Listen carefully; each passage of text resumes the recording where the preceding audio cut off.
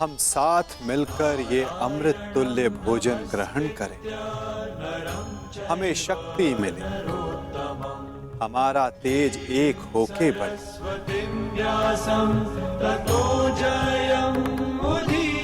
हमारा ज्ञान बढ़े, हमारे मध्य कोई विष न फैले, फैले तो केवल हमारा यश।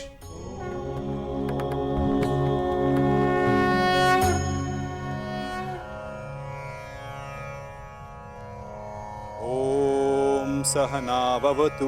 ओम सहना भवतु। सहनो भुनक्तु। सह वीर्यं करवावहे। सह वीर्यं करवावहे। तेजस्विनाय धीमस्तु। तेजस्विनाय धीमस्तु। मा विद्विषावहि। मा विद्विषावहि। ओम शांति शांति शांति।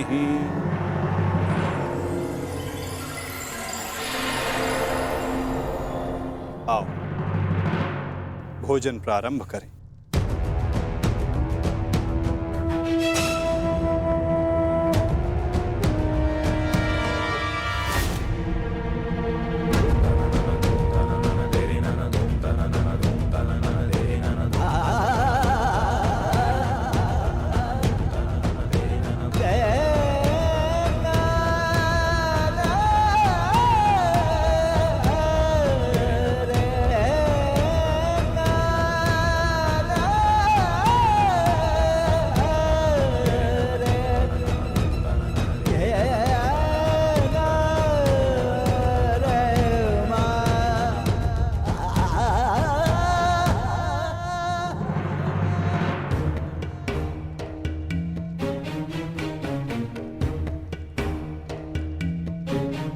पिताश्री, रात्रि गहरी हो चुकी है, आपको विश्राम कर लेना चाहिए।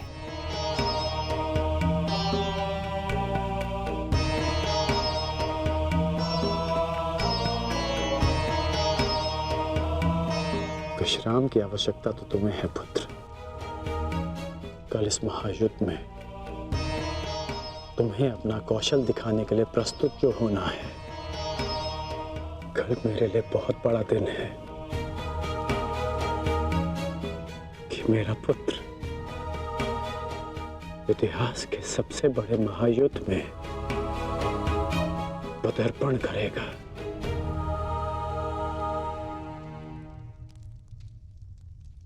मुझे गर्व है तुम पर।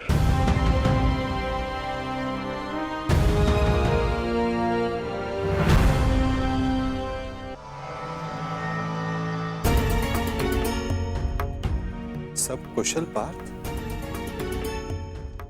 मैं तुम्हारे साथ हूं पार्थ। परंतु युद्ध में तो आप शस्त्र नहीं उठाएंगे। युद्ध में तो मैं अकेला ही रहूंगा माता। और यदि इस युद्ध में मैं तुम्हारे साथ उपस्थित रहा तो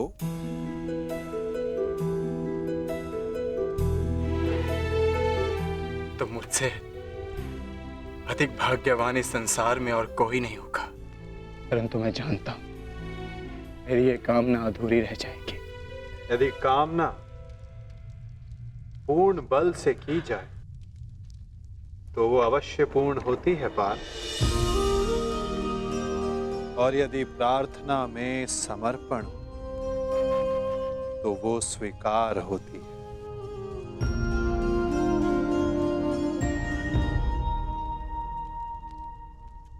मैं आप सबके समक्ष एक घोषणा करना चाहता हूं। मैंने प्रण लिया है कि इस युद्ध में शस्त्र नहीं उठाऊंगा, परंतु बिना शस्त्र उठाए भी मैं इस युद्ध में सहायक रहूंगा। मैं वासुदेव कृष्ण ये घोषणा करता हूं कि इस महायुद्ध में मैं उस योद्धा का मार्गदर्शन करूंगा जिसे इस युद्ध की दिशा निर्धारित करनी। ये युद्ध एक यात्रा है और इस युद्ध की यात्रा में मैं अर्जुन का सहयात्री बनूंगा।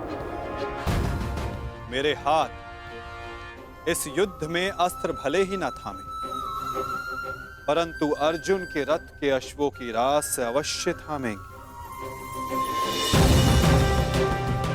मैं इस महायुद्ध महारथी अर्जुन के सारथी की भूमिका निभाऊंगा।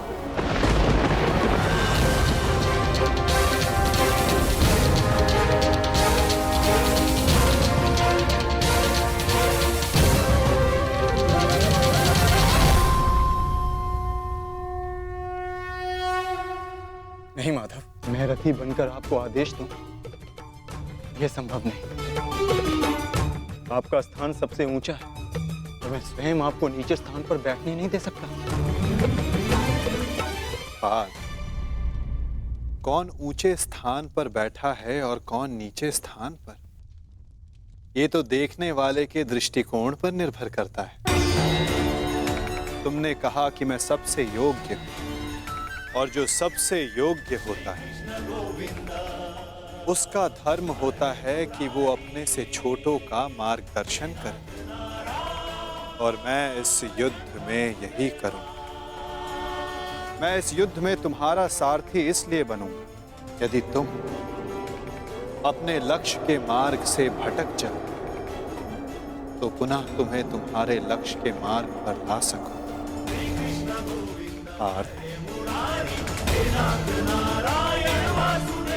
मुझ पर विश्वास है ना? निष्ठा है माधव।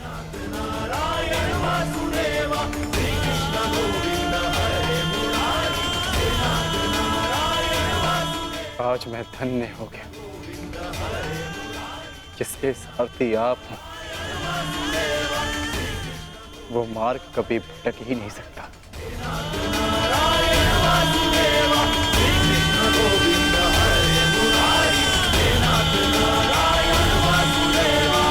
देख रहे हैं इसे? ये बड़ा भयंकर अस्त्र है। अब आप कहेंगे कि ये छोटी सी धातु भला किस काम की? आप चाहें तो इस धातु से वस्तुएं जोड़ लें, या फिर चोट भी खा सकते हैं।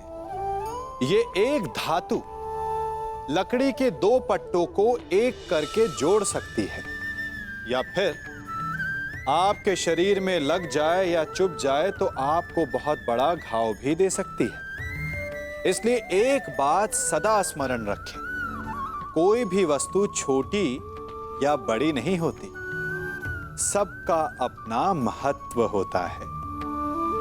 यदि आपको स्वयं बड़ा बनना है तो कभी किसी को छोटा समझने की भूल ना करें।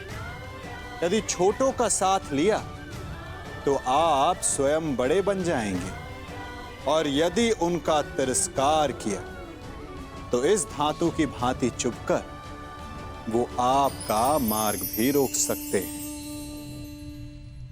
पिताश्री, मैं जाने से पूर्व आपको एक वचन देना चाहता हूं। वचन कि आपका गर्व बढ़ेगा और सर नीचा होगा उन लोगों का जिन्होंने आपको इस युद्ध में प्रवेश करने से रोका। मैं आपकी तुलना करने में भले ही समर्थ नहीं, परंतु शत्रु मेरी तुलना आपसे अवश्य करेंगे पिताश्री। वचन देता हूं पिताश्री की वृषसेन के धनुष से निकले हर एक बाण पर अंगराज कर्ण के कौशल का चिन्ह होगा। मेरे हर एक प्रहार पर आपके परिवर्तन की छाप होगी पिताश्री। आपका कवच भले ही शत्रुओं ने आपसे छीन लिया हो पिताश्री, परंतु मैं शत्रुओं के एक एक वार पर ढाल बनकर युवराज दुर्योधन और अपने पक्ष की रक्षा करूंगा। कि आपका प्रत्येक स्वप्न मैं पूर्ण करूंगा। या पूर्ण करने के प्रयास में वीर गति को प्राप्त हो जाऊंगा।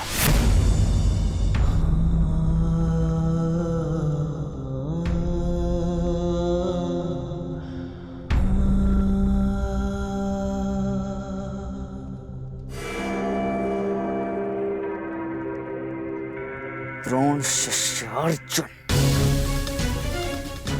द्रोण शिष्य अर्जुन के मन में मैं ये प्रश्न उत्पन्न कर दूंगा पिताश्री की, यदि अंगराज कर्ण का अंश उन पर इतना भारी पड़ रहा है तो तब क्या होगा जब स्वयं अंगराज कर्ण से उनका सामना होगा।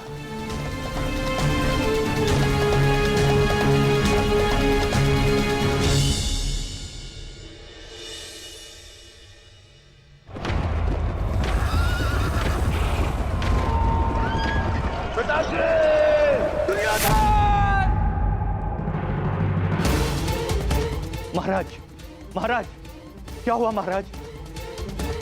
आप ठीक तो है ना? क्या आपने कोई दुस्वप्न देखा है? हाँ, क्योंकि कदाचित तू स्वप्न देखना मेरा प्रारब्ध हो गया है। परंतु संजय, तुम इस समय यहां कैसे? महाराज, महर्षि वेदव्यास जी पधारे हुए हैं आपसे मिलने के लिए, वही समाचार लेकर आया था। किंतु ऐसी स्थिति में मिलना क्या उचित होगा महाराज? महर्षि,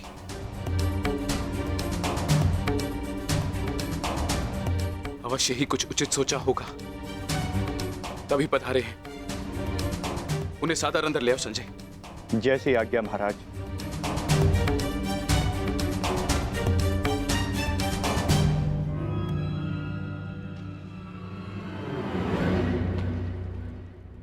प्रणिपात महाराज।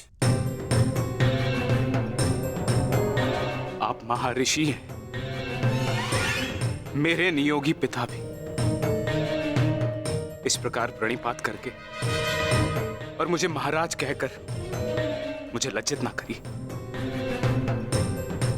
आइए, आपका स्वागत है। आइए, आइए। मैं यहां अपने नियोगी पुत्र से मिलने नहीं, अपितु हस्तिनापुर नरेश को चेताने आया हूं। ये बताने आया हूं कि ये समय सोने का नहीं, अपितु जागने का है। इस महायुद्ध को रोकने का है। यह इस महायुद्ध से पूर्व की अंतिम रात्रि है। इस महायुद्ध को रोकने का प्रयत्न कीजिए महाराज। यदि एक बार ये युद्ध आरंभ हो गया तो इस अनर्थ को रोकना असंभव हो जाएगा। सहस्त्रों निर्दोष अपने प्राण गंवा बैठेंगे, अनेकों परिवार सदैव के लिए नष्ट हो जाएंगे। ये महाविनाश रोकना केवल आपके हाथों में। जो पिता अपने पुत्र पर जीवन भर नियंत्रण ना रख सका, वो इस विभीषिका को रोकने का बीड़ा कैसे उठा सकता है?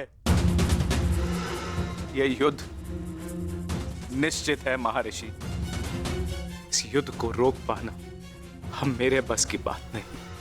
मुझे क्षमा कर दीजिए। मैं तो कदाचित आपको क्षमा कर दूं, किंतु इतिहास आपको कभी क्षमा नहीं करेगा। हस्तिनापुर में शांति दूत बनकर आए वासुदेव के साथ दुर्व्यवहार का परिणाम है ये। पुत्रहट को दोष मत दीजिए। इस महाविनाश के लिए पुत्रहट नहीं, आपका पुत्र मोह उत्तरदायी है। तो आप क्या मुझे उल्हाना देने आए हैं महर्षि, या फिर श्राप? नहीं, वरदान देने आया हूं। मैं आपको दिव्य दृष्टि देने आया हूं। जिस विनाश की नींव आपने स्वयं रखी है, आप उसको देख सकें। नहीं, ऐसा मत कीजिए महर्षि। ये वरदान नहीं है, ये श्राप है। अरे जिस पिता ने अपने पुत्रों को घुटनों के बल चलते नहीं देखा, अरे वो पिता अपने पुत्रों को घुटनों के बल अपने प्राणों की भीख मांगते कैसे देख सकता है? जिस पिता ने अपने पुत्रों के मस्तक पर तिलक लगते नहीं देखा, वो अपने उन पुत्रों के सर कटे कैसे देख सकता है? जिस पिता ने अपनी वधुओं को सुहागन नहीं देखा, वो पिता अपनी वधुओं को विधवा कैसे देख सकता है? किस प्रकार? ये अत्याचार मत कीजिए महर्षि, मत कीजिए। मुझे कोई दृष्टि नहीं चाहिए, मुझे कोई दृष्टि नहीं चाहिए। मेरी आपसे विनती है महर्षि कि मेरे स्थान पर आप ये दिव्य दृष्टि संजय को दे दें, ताकि संजय मुझे इस युद्ध के समाचार के साथ साथ मेरे पुत्र का समाचार भी मुझे देते रहे। आपकी इच्छा अनुसार मैं ये दिव्य दृष्टि संजय को प्रदान करता हूं।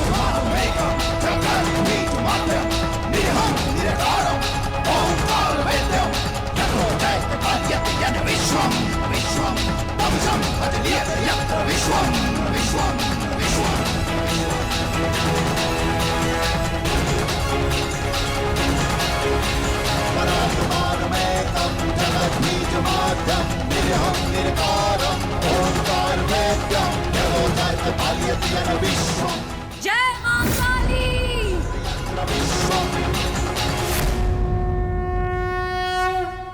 अपना सर्वश्रेष्ठ प्रदर्शन करना पुत्रों, अपने पिताओं की प्रतिज्ञा को स्मरण रखना और अपनी माता के अपमान को मत भूलना।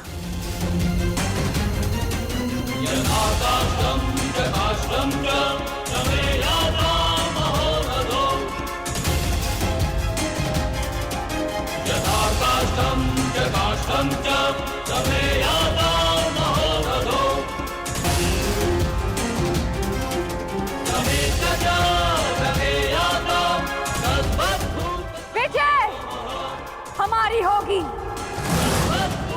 हर हर महादेव, हर हर महादेव, हर हर महादेव।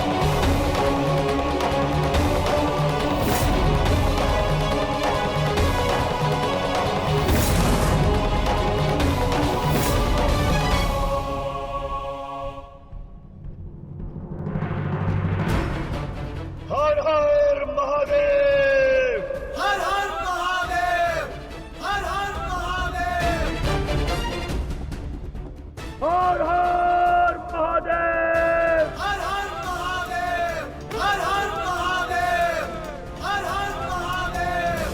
हर हर महादेव, हर हर महादेव। स्मरण रहे पुत्र, अब इस युद्ध भूमि में तुम्हारे विरोध में जो भी हो उससे तुम्हारा कोई संबंध नहीं। तुम्हारा संबंध केवल तुम्हारे कर्तव्य और तुम्हारे लक्ष्य से है। यदि मेरे स्थान पर आप होते तो क्या आपके लिए ये स्वीकार कर लेना इतना ही सरल होता पिताश्री? सत्य कहूं तो सरल नहीं होता, विशेषकर तब जब मुझे ज्ञात हो गया है कि पांडवों से मेरा रक्त संबंध है, किंतु पुत्र, मैंने सदैव एक बात को माना है कि आपको आपके वचन पर अडिग रहना चाहिए। तुमने युद्ध चुना है, परंतु युद्ध क्या परिणाम चुनेगा, ये उसका अधिकार है। तुम्हारा अधिकार केवल अपने कर्म और अपने कर्तव्य पर है। इस युद्ध में अपना सर्वश्रेष्ठ प्रयास करना।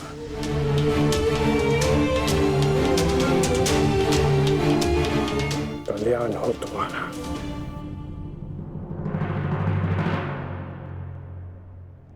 हर हर महादेव! हर हर महादेव! हर हर महादेव!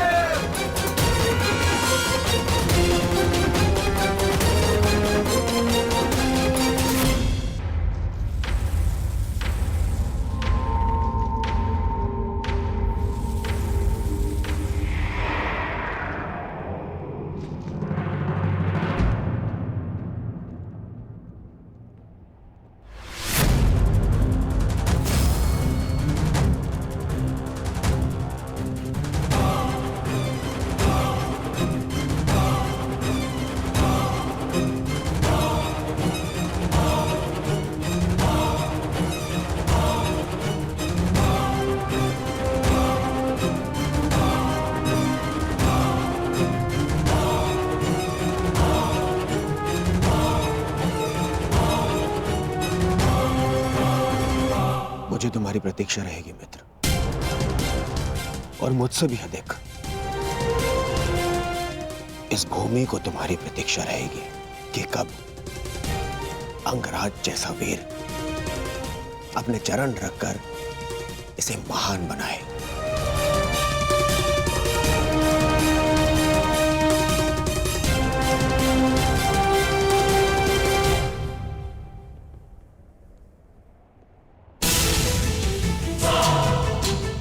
सुरक्षित रहना।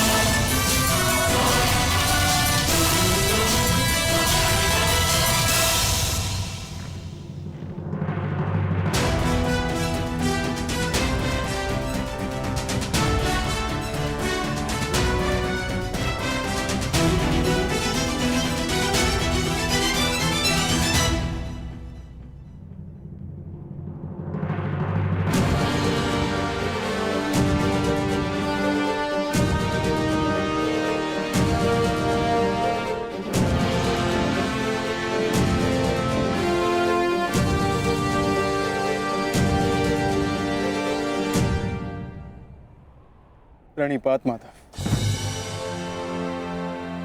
कल्याण वस्तु। आओ पार्थ, रथ पर आरूढ़ हो जाओ।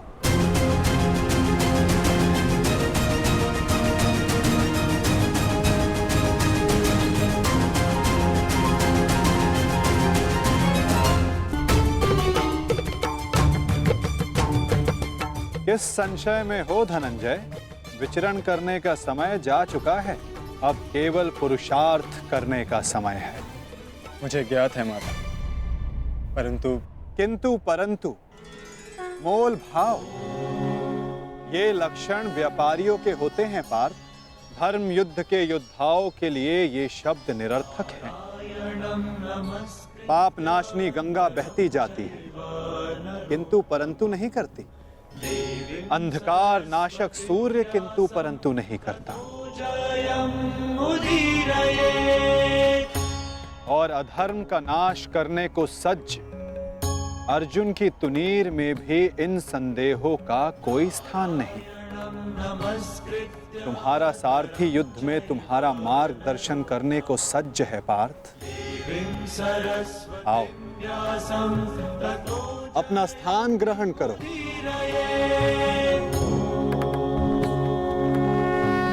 कुरुक्षेत्र की युद्ध भूमि तुम्हें पुकार रही है पार्थ। मुझ पर विश्वास रखो। आपसे अधिक विश्वास तो मुझे स्वयं पर भी नहीं है माधव। और मेरे लिए महत्वपूर्ण ये है कि तुम स्वयं पर विश्वास रखो।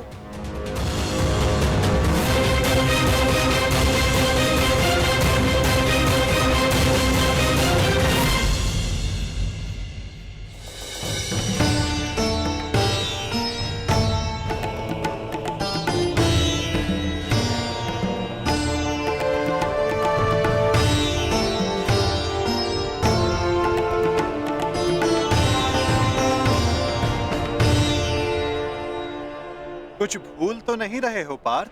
क्या माधव? भ्राता भीम को वीर हनुमान ने इस युद्ध में आप सबकी सहायता करने का वचन दिया था। उनका साथ आप सबको साहस, शक्ति और निडरता देगा। बजरंग बली का आवाहन करो पार्थ।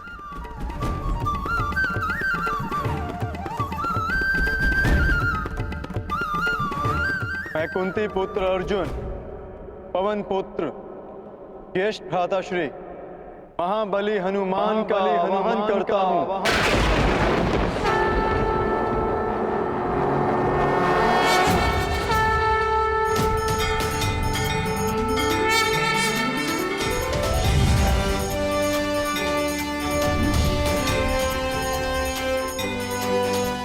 हे महाबली हनुमान, मेरे रथ के ध्वज पर विराजमान होइए। अंजनी गर्भ संभूता कपिंद्र सचिवोत्तम,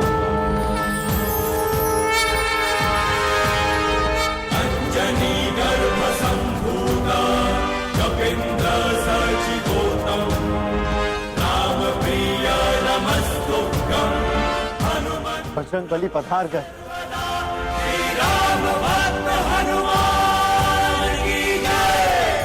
महाबली हनुमान की जय। बजरंग बली हनुमान की जय।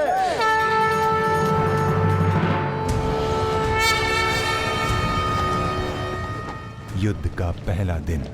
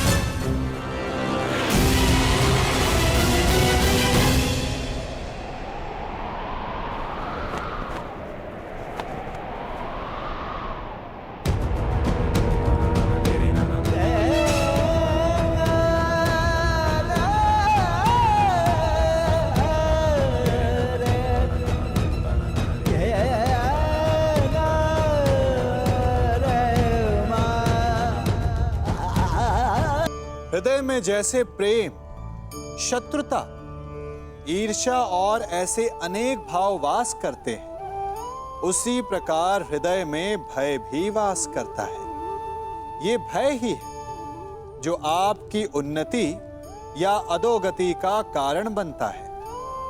कैसे?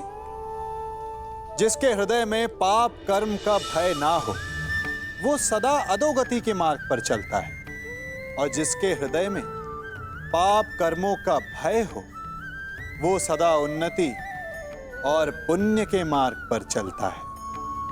भय बुरा नहीं, भय है कि नहीं, ये बुरा है।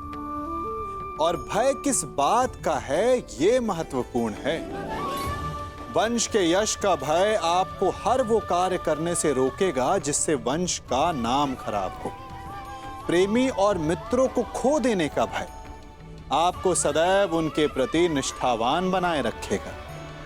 गुरु का भय आपको सदैव आज्ञाकारी और स्वाध्याय बनाए रखेगा। अर्थात भय वो अस्त्र है जिससे आप चाहें तो स्वयं को विकास की सीढ़ी चढ़ा सकते हैं या फिर स्वयं को निष्ठुर बना सकते हैं।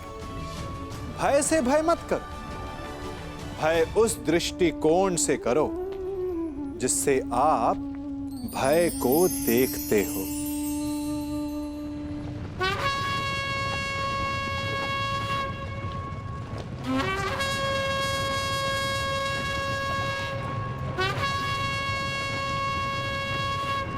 युद्ध का पहला दिन।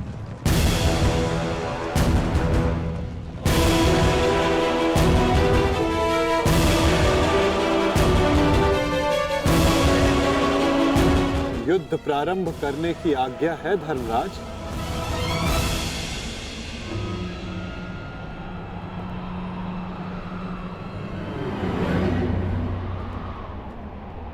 नहीं माधव,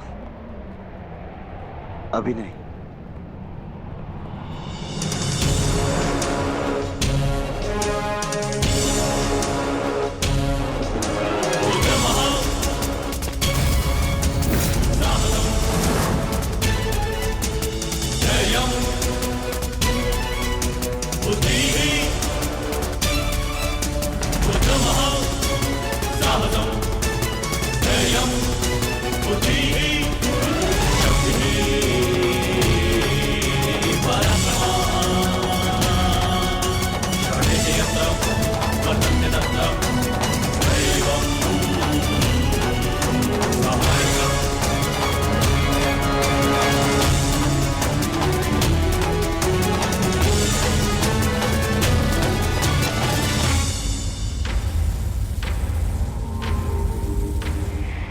ज्येष्ठ, ये युधिष्ठिर हमारे समक्ष क्यों खड़ा है? अरे भयभीत है वो।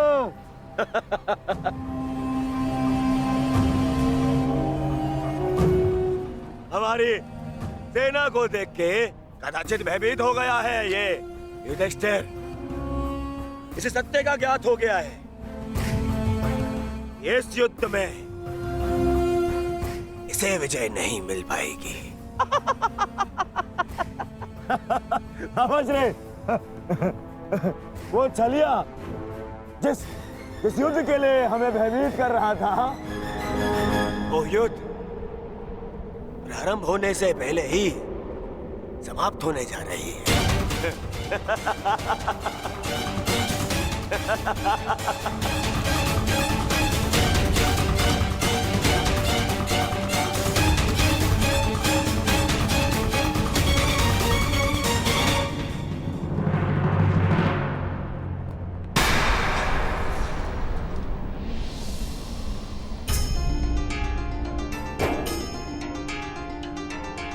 प्रणिपात पितामह।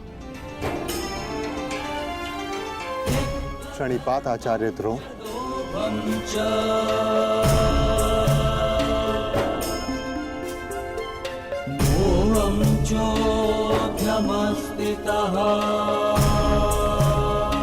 और उन सबको भी प्रणिपात जो आयु में, ज्ञान में, अनुभव में मुझसे बड़े। और मैं उन सबका अभिनंदन करता हूं जो एक योद्धा होने का कर्तव्य निभाने के लिए इस कुरुक्षेत्र में पधारे हैं। मैंने सदैव अपने बड़ों से सीखा है कि कोई भी कार्य आरंभ करने से पूर्व बड़ों का आशीर्वाद अनिवार्य है। और मैं अपने सभी भ्राताओं की ओर से पितामह आचार्य द्रोण के साथ सभी बड़ों से आशीर्वाद देने की प्रार्थना करता हूं।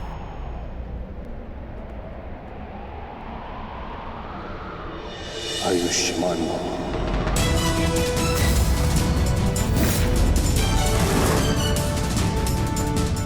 तुम्हें अपने पराक्रम का फल प्राप्त हो युधिष्ठिर।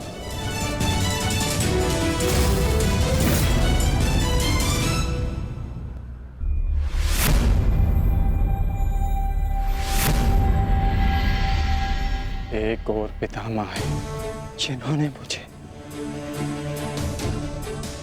जीवन का मूल्य समझाया। दूसरी ओर क्रुद्धरों जिनके दी हुई शिक्षा ने अर्जुन से धनंजय बनाया।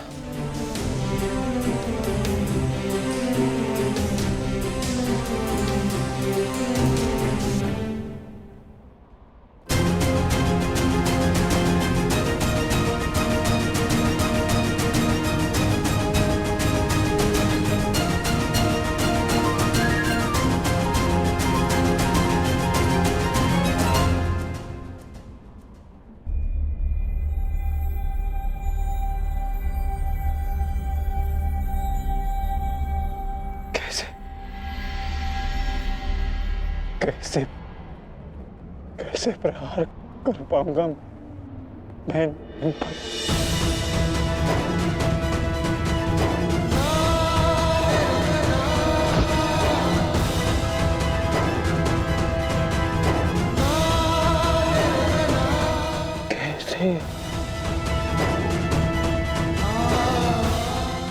कैसे प्रहार कर पाऊंगा इन पर?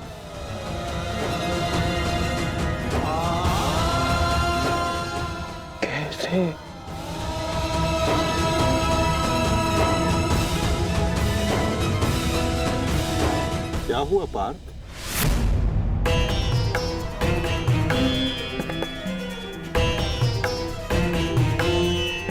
मेरी आपसे विनती है माधव, मेरे रथ को दोनों सेनाओं के मध्य में ले चलिए। संजय। जी महाराज। संजय, अपनी दिव्य दृष्टि से देखकर बताओ कि कुरुक्षेत्र के युद्ध में तत्पर मेरे पुत्रों और पांडवों की सेना के मध्य क्या क्या हो रहा है। जो आज्ञा महाराज।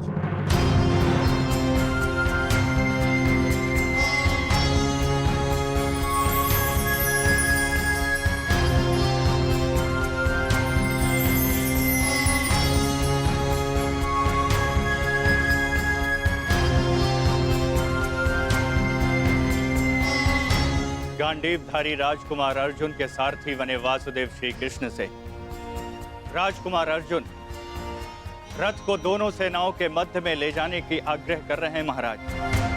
परंतु क्यों पार्थ? ये समय तो दूसरे पक्ष की सेना को तहस नहस कर देने का है, फिर क्यों तुम रथ को दोनों सेनाओं के मध्य में ले जाने की विनती कर रहे हो? युद्ध से पूर्व मैं दोनों सेनाओं का निरीक्षण करना चाहता हूं।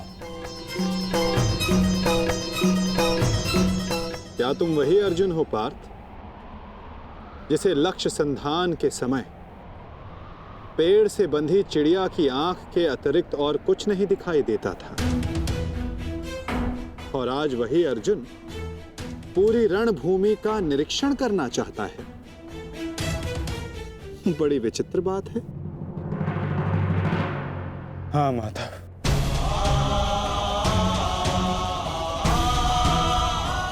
वो चिड़िया काष्ठ की बनी थी, परंतु जिनसे मैं युद्ध करने वाला हूं वो रक्त, अस्थि और मांस से बने मनुष्य हैं।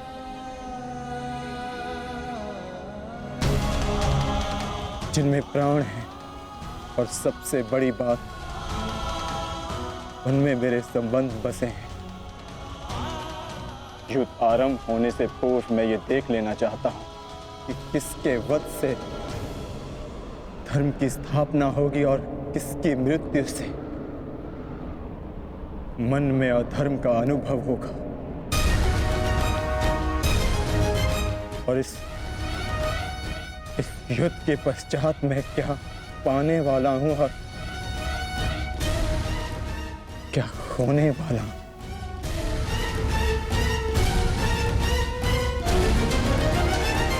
तुम एक योद्धा हो अर्जुन, और तुम यहां अधर्म का बलिदान लेने आए हो,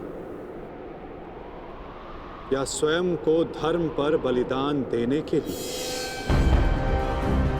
और एक बलिदानी क्या पाएगा क्या खोएगा, उसकी गणना नहीं करता। बात मेरे बलिदान की नहीं है माधव। इस युद्ध में सहस्त्रों के प्राण दांव पर लगे और मैं ये निश्चित करना चाहता हूं कि कुरुक्षेत्र में मैं अधर्म का नाश करने जा रहा हूं या फिर धर्म की हानि भी करने जा रहा हूं। नाश और निर्माण की शक्ति केवल विधाता के पास होती है पार्थ। मनुष्य विनाश या विध्वंस नहीं करता। मनुष्य तो केवल ईश्वर का निमित्त मात्र होता है। निमित्त होकर यदि वो विनाश और विध्वंस का उत्तरदायित्व स्वयं पर ले तो उससे केवल अहंकार का जन्म होता है पार्थ, जो ये मानता है कि वो कुछ नहीं कर रहा। उसी के हाथों महान कार्य संपन्न होते हैं।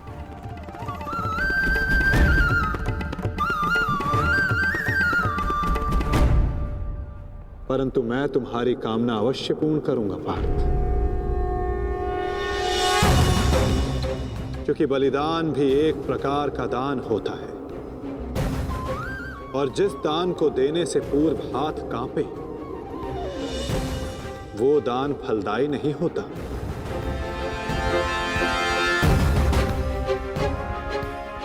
आओ पार्थ, मैं तुम्हें युद्ध भूमि के मध्य ले चलता हूं।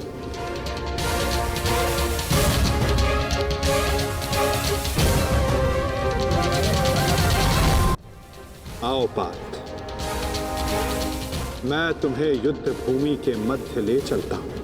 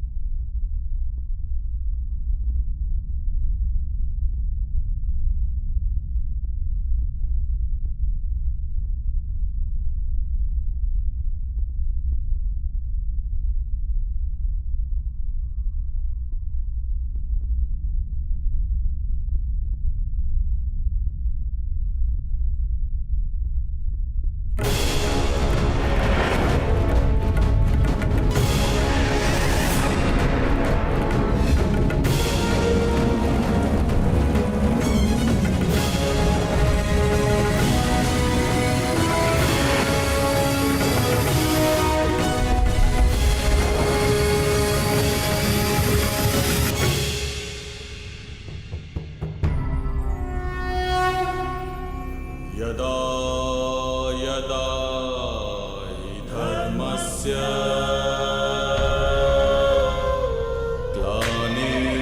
ग्लानिर्भवति भारत अभ्युत्थानं धर्मस्य तदात्मानं सृजाम्यहम्। जिस प्रकार तुम कर्तव्य और कर्म के मध्य खड़े हो, उसी प्रकार तुम अब दोनों सेनाओं के मध्य खड़े हो पार्थ।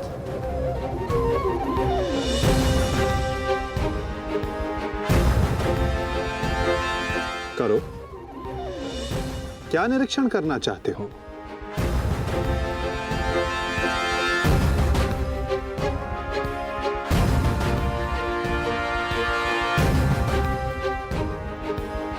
क्या हुआ पार्थ? ऐसा कौन सा भाव है जो तुम्हारे मन को विचलित कर रहा है? ऐसा कौन सा प्रश्न है जिसका उत्तर तुम्हें नहीं मिल रहा? यदि पूछोगे नहीं तो उसका समाधान कैसे पाओगे पार्थ? मैं जानता हूं तुम यही सोच रहे हो ना कि क्या यह युद्ध अनिवार्य है? क्या इतने योद्धाओं का वध, इतने जनों की हानि अनिवार्य है? क्या ये सब कल्याण के लिए है भी या नहीं? है ना पार्थ? यही विचार मेरे मन को विचलित किए जा रहे हैं माधव। क्या वास्तविकता में यह युद्ध अनिवार्य है? क्या राज्य, धारा, संपत्ति, ये सब पाने के लिए अपनों का वध करना धर्म है? क्या एक योद्धा का यही कर्तव्य है? बताइए, उत्तर दीजिए माधव।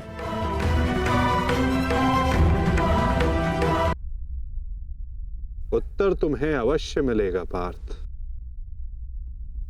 कि इस युद्ध में धर्म की ओर कौन है और अधर्म की ओर कौन। मैं तुम्हें अवश्य दिखाऊंगा।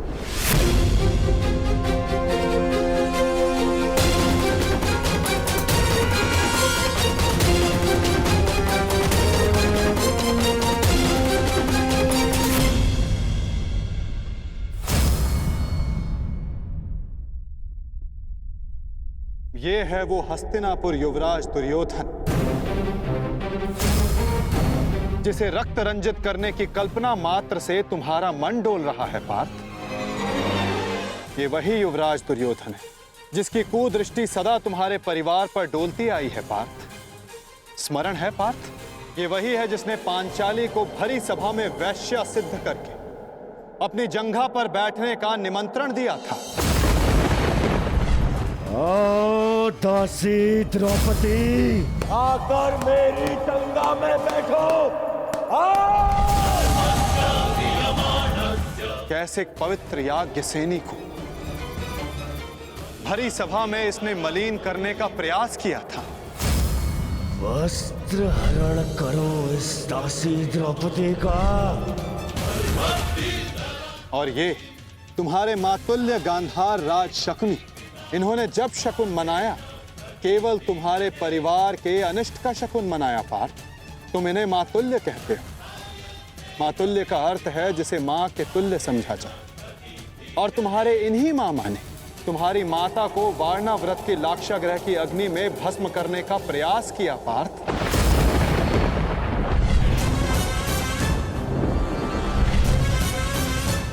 और वो जो ऊंची दृष्टि करके खड़ा मध्यांध दुशासन, स्मरण करो पार्थ, कैसे वो द्रौपदी को उसके केशों से खींचकर भरी सभा में लाया था।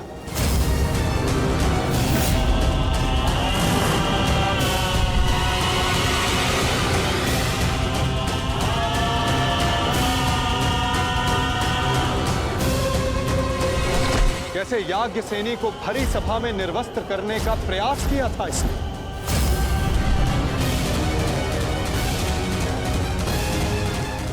क्या तुम ये सब भूल रहे हो पार्थ? ये है महामहिम भीष्म, द्रोणाचार्य, अश्वत्थामा। जब ये अधर्म हो रहा था तो ये सब मौन रहे। ये वो अत्याचार, वो अधर्म मौन रहकर देखते रहे।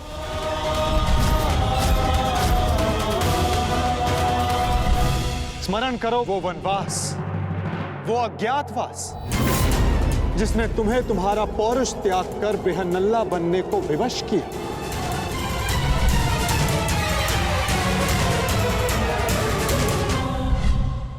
स्मरण करो उन प्रतिज्ञाओं को जो तुम पांचों ने वनवास जाते समय ली थी। 13 वर्ष पश्चात हम फिर लौटेंगे और इस बार आज्ञा नहीं, हम अपना अधिकार लेंगे। मैं प्रतिज्ञा लेता हूं कि पांचाली के अपमान पर अट्टहास करने वाले इन 100 कौरवों को मैं अपने इन हाथों से यमलोक भेज दूंगा। ये मत समझना कि वन में हम विश्राम करेंगे दुर्योधन। हर पल प्रतिशोध की अग्नि में जलेंगे और जब लौटेंगे तो इतने बाण बरसेंगे, अंधकार छा जाएगा हस्तिनापुर के भविष्य पर, महायुद्ध होगा।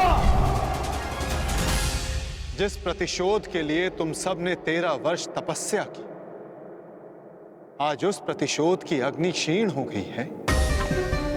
जिन अस्त्रों को तुमने इस युद्ध के लिए सहेजा, क्या उन अस्त्रों को संधान करने का संकल्प तुम्हारा हृदय त्याग चुका है पार्थ? क्या अब तुम्हें यह युद्ध अनिवार्य प्रतीत नहीं होता पार्थ?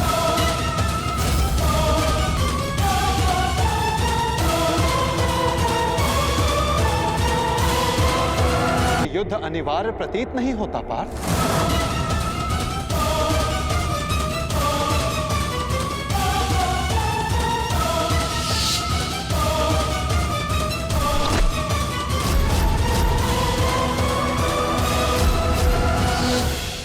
हाँ माता,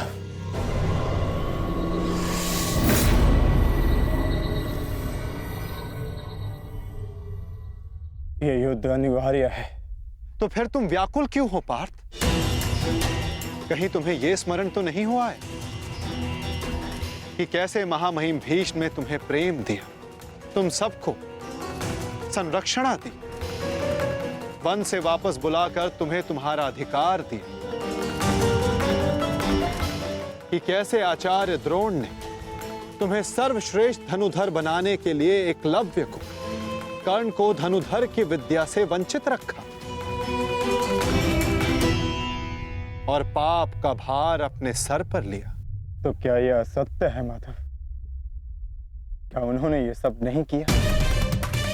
क्या उनका वध करना धर्म है? मेरे पक्ष का क्या? वहां के निर्दोष भी इस युद्ध में मारे जाएंगे। ये नाश क्यों? तुम्हारा कार्य युद्ध करना है पार्थ, धर्म अधर्म की तुलना करना नहीं।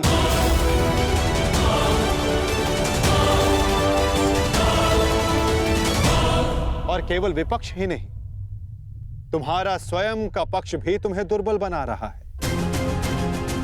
वहां भी सर्वत्र धर्म नहीं है पार्थ।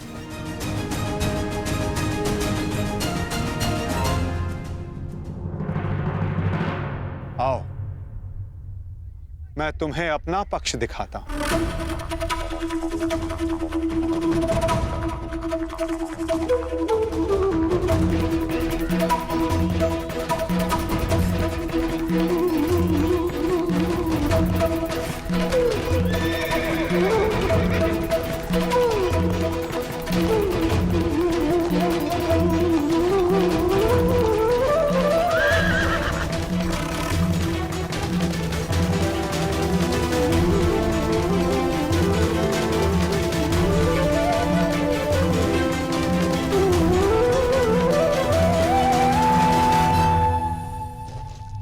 देखो अपने भ्राता युधिष्ठिर को, भ्राता भीम को, नकुल सहदेव को, अपने भतीजों को, अपने पुत्रों को।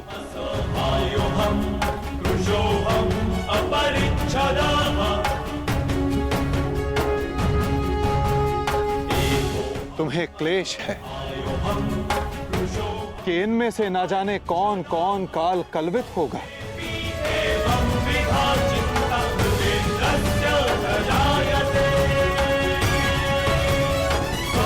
इनकी मृत्यु की संभावना तुम्हारे मन को दुर्बल बना रही है पार्थ।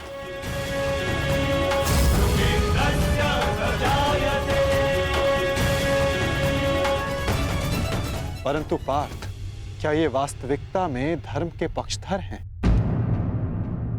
तुम्हें प्रतीत होता है कि ये सब निरपराध मारे जाएंगे। तो बताओ, कौन है जो अपराधी नहीं, जो दोषी नहीं? यदि युधिष्ठिर स्वयं का अधिकार राज्य पर मानते हैं, तो इसमें दुर्योधन का क्या दोष? क्या उनकी माता पहले गर्भवती नहीं हुई थी? क्या यह सत्य नहीं कि युधिष्ठिर ने अपना राजद्यूत क्रीड़ा में लगाया जिसे दुर्योधन ने जीता?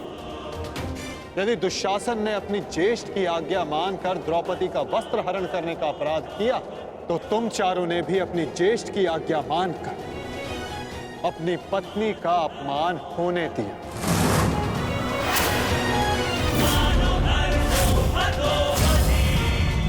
जिस कर्ण ने अपने कौशल से अपनी श्रेष्ठता सिद्ध की, उसे बार बार सूत पुत्र कहकर पुकारना क्या भीम का अपराध नहीं था? द्यूत क्रीड़ा के नियम जानते हुए भी युधिष्ठिर ने उसका प्रस्ताव स्वीकार किया। क्या यह युधिष्ठिर का अधर्म नहीं था? तो बताओ पार्थ, कहां धर्म है और कहां अधर्म? कौन दोषी है और कौन निर्दोष? बोलो पार्थ।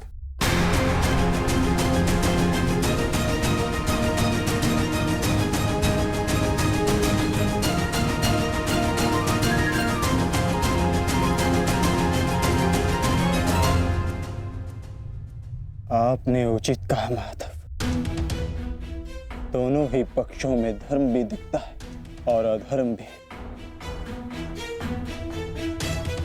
परंतु मैं क्या करूं? अपना कर्तव्य जानो पार्थ, चूंकि तुम अभी तक धर्म का स्वरूप नहीं जान पाए हो। उचित कहा आपने। मेरा अंग अंग कांप रहा है, मंद हो गई है, कांधे हाथ से बार बार सरक रहा है। मैं इस महाविनाश का पूर्व अनुमान करके चिंतित हो गया। कोई अपमान इतना बड़ा नहीं, कोई प्रतिशोध इतना प्रबल नहीं कि सहस्त्रों के लाखों के प्राणों की आहुति देकर पूरा किया जाए। मैं इतने बड़े विध्वंस को, महाविनाश को स्वीकार नहीं कर पा रहा हूं माधव। विनाश से ही विकास का प्रारंभ होता है पार्थ। निर्माण के विज्ञान में विध्वंस का ज्ञान अति आवश्यक है। यदि एक डाली काटो तो उससे दो डालियां जन्म लेती हैं। यदि एक नए पौधे का निर्माण करना हो तो उस फल को पेड़ से टूटकर दूर जाना होता है। जिस भारत के विध्वंस से तुम आज व्याकुल हो, कल वही नए भारत का सृजन करेगा पार्थ। यदि नया घर बनाना हो तो पुराने घर को तोड़ना होता है। क्लेव्यम मास मगमा पार्थ नैतत्वयि उपपद्यते। ये मोह, ये नपुंसकता एक योद्धा को शोभा नहीं देती पार्थ। उठो, जागो और अपना शस्त्र उठाओ पार्थ। तब तक संघर्ष करते रहो जब तक तुम्हें तुम्हारा लक्ष्य ना मिल जाए।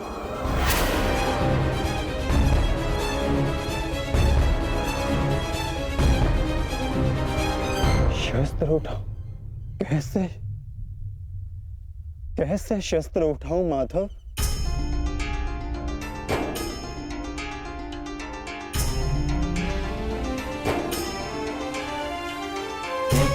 धर्मं च लोभं च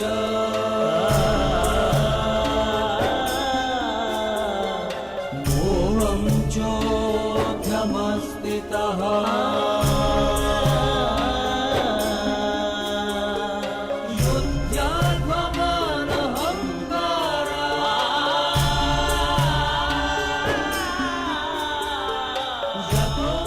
जिनकी सेवा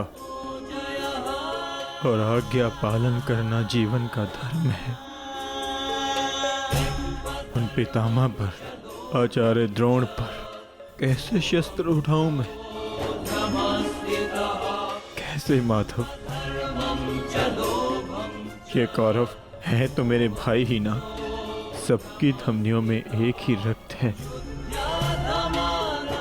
इन्हें मारकर इंद्रप्रस्थ तो क्या, इंद्रलोक भी मिले तो क्या लाभ?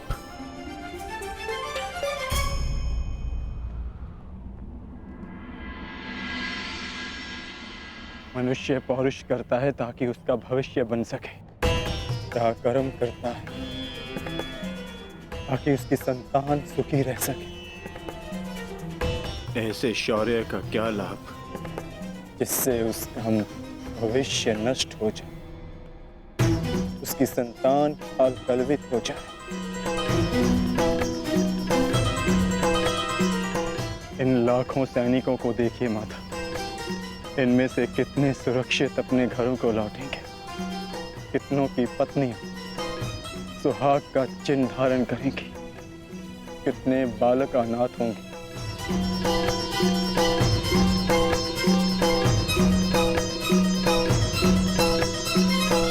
कौन बचेगा उन्हें धर्म और भविष्य सिखाने के लिए? मैं देख रहा हूं माता, इस धर्म युद्ध के पश्चात अधर्म और भी बढ़ेगा।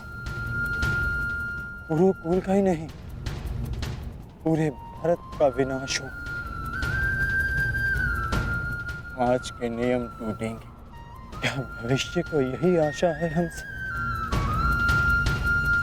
तर्क बुद्धिमतपूर्ण है पार्थ, परंतु अर्थ मूर्खतापूर्ण। क्या नष्ट हो जाएगा? कैसा दुख होगा पार्थ? यदि वृक्ष के कुछ पत्ते झड़ जाएं, तो वो दुख का कारण नहीं होते पार्थ। पत्तों के जन्म का तात्पर्य वृक्ष को जीवन देना होता है, स्वयं का जीवन जीना नहीं।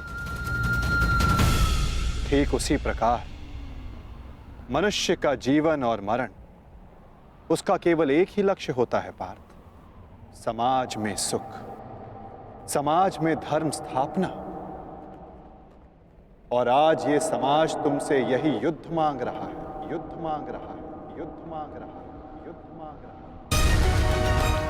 मैं कह चुका हूं कि विनाश से उद्भाव प्रारंभ होता है। आज समाज में भेदभाव, लोभ, लालच विष बनकर व्याप्त हो रहा है। जो धर्म वर्षों पहले वेदों ने स्थापित किया था, वो आज केवल एक शब्द बनकर रह गया है पार्थ। धर्म का मर्म लुप्त हो गया। तुम्हारे समक्ष कर्ण का उदाहरण है पार्थ, जो वर्ण व्यवस्था कर्म पर आधारित थी, आज उस पर जन्म हावी हो गया है पार्थ। सहस्त्रों का कौशल, उनकी प्रतिभाएं दबाई जा रही हैं पार्थ। समाज नया परिवर्तन मांग रहा है, नई परंपराएं मांग रहा है, और वो सब संभव होगा इस युद्ध से, इस युद्ध से, इस युद्ध से।